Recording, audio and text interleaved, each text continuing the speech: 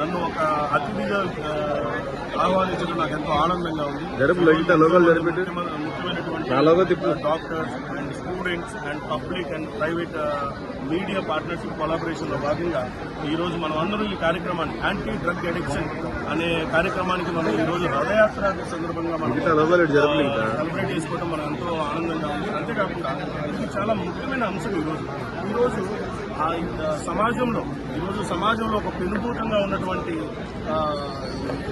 Drug addictions, drug పెడల్షన్స్ and drug addictions అనేది ఈరోజు మనం అందరం కలిసి మనం ఎదుర్కోవాల్సిన అంశం ఎంతైనా ఉంది. ఈరోజు గవర్నమెంట్స్ కావచ్చు, కార్పొరేట్ సోషల్ రెస్పాన్సిబిలిటీలో భాగంగా ఎన్నో కార్యక్రమాలు మేము ఆర్గనైజేషన్స్ తరఫున మేము కూడా లోపల చేస్తూ ఉన్నాం.